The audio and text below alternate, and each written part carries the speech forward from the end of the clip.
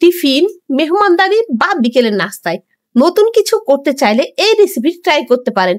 আসসালামু আলাইকুম everyone, welcome to Popli kitchen 99। বিসমিল্লাহির রহমানির রহিম। আজ তৈরি করে দেখাচ্ছি সম্পূর্ণ ভিন্ন স্বাদে সুজির স্যান্ডউইচ। এজন্য আমি কড়াইয়ে পরিমাণ মতো তেল দিয়ে দিয়েছি, সেখানে কাটা পেঁয়াজ দিয়ে দিচ্ছি কাঁচামরিচ ছোট ছোট করে কেটে নিয়েছিলাম, সেগুলো দিয়েছি, হালকা ভেজে নিয়েছি, দিয়ে দিচ্ছি স্বাদ মতো নুন। এতে করে পেঁয়াজটা খুব তাড়াতাড়ি নরম হয়ে আসবে।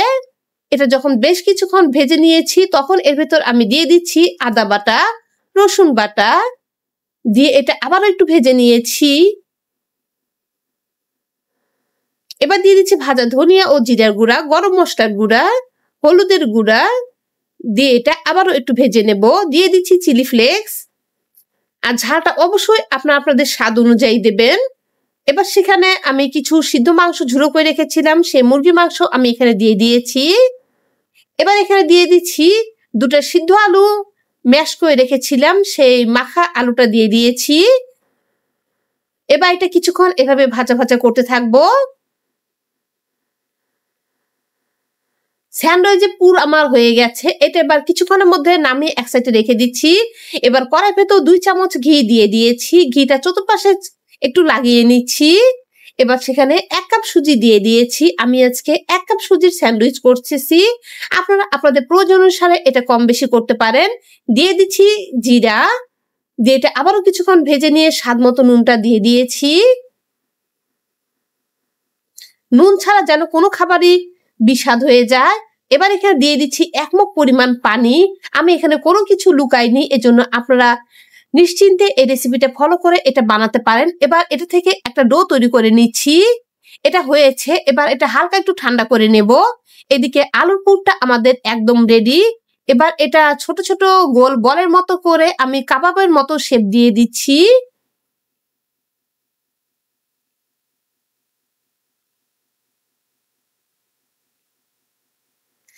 যারা ভিন্ন স্বাদের কিছু খাবার বানাতে চাচ্ছেন তারা এই রেসিপিটি ট্রাই করতে পারেন। সবগুলো আমি একইভাবে বানিয়ে নিচ্ছি। এদিকে সুজি ডোটাও আমি নিয়েছি। এটা কিন্তু খুব বেশি ঠান্ডা করা যাবে না, হালকা গরম অবস্থাতেই কাজ করতে হবে। এবার এর ভেতর দিয়ে দিচ্ছি আমি প্যাকেটের আটা। আপনারা চাইলে এখানে ময়দা, কর্নফ্লাওয়ার এটা ব্যবহার করতে পারেন। তা আটাটা সব সময় পাওয়া যায়, এজন্য আমি সহজ জিনিস দিয়ে আপনাদের এটা করে দেখানোর চেষ্টা করেছি। এখানে কোনো প্রকার পানি দেওয়া যাবে না, এটা মাখতে হবে। মাখতে মাখতে এটা এক পর্যায়ে ডোতে পরিণত হয়ে যাবে। আমরা নর্মালি রুটি বা পরোটার জন্য যেরকম ডো তৈরি করি ঠিক সেরকম ভাবে ডো তৈরি করব। ডো একদম রেডি হয়ে গেছে।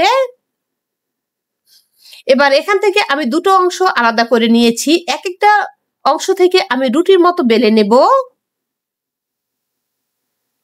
তবে এই রুটিটা কিন্তু পাতলা করা যাবে না, একটু মোটা করে রুটিটা বেলতে হবে।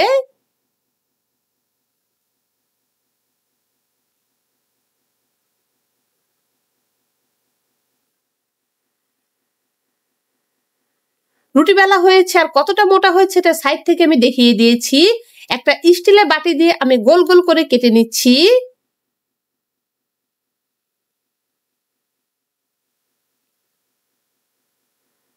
বাকি যে অংশটা থাকবে আমি সেটা দিয়ে আবারও রুটি বানিয়ে নেব। এর কোনো অংশই নষ্ট হবে না। এবার আলুর পুরটা এখানে দিয়ে দিয়েছি, একটু হাত দিয়ে চেপে দিয়েছি। উপরে আমি আরেকটি সুজি লেয়ারের রুটিটা দিয়ে দিয়েছি।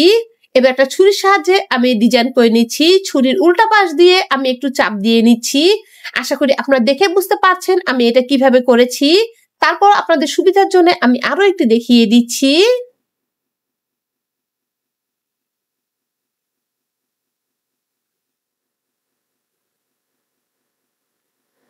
যারা ভিন্ন স্বাদের কিছু খেতে চাচ্ছেন তারা এই রেসিপিটি ট্রাই করতে পারেন।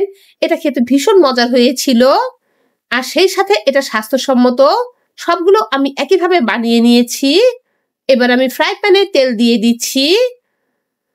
আপনারা চাইলে এটা হালকা তেলেও ভাজতে পারেন, এটা ডুবো তেলেও ভাজতে পারেন। এবার এক এক করে আমি সবগুলো স্যান্ডউইচ এর ভেতর দিয়ে দেব। আমার এখানে 4টা হয়েছে।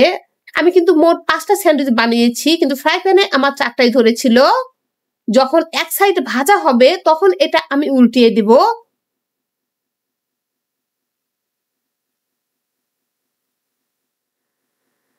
আমি একটু ক্রিসপি খাবারটা বেশি পছন্দ করি, এজন্য এখানে তেলের পরিমাণটা একটু বাড়িয়ে দিয়েছি। আপনারা চাইলে এটা হালকা তেলেও ভেজে নিতে পারেন।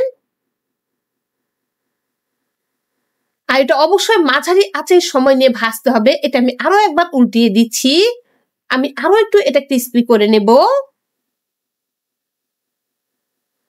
এগুলো হয়েছে, এবার আমি নামিয়ে নিচ্ছি। একদম রেডি হয়ে গেল আমাদের আজকে সুজির স্যান্ডউইচ। আর ভেতরটা কেমন হয়েছে সেটা কেটে শেয়ার করছি। আশা করি রেসিপিটি আপনাদের ভালো লেগেছে, সেই সাথে স্বাস্থ্যসম্মত হয়েছিল। আজ এ পর্যন্ত, সবাই ভালো থাকবেন। আসসালামু আলাইকুম।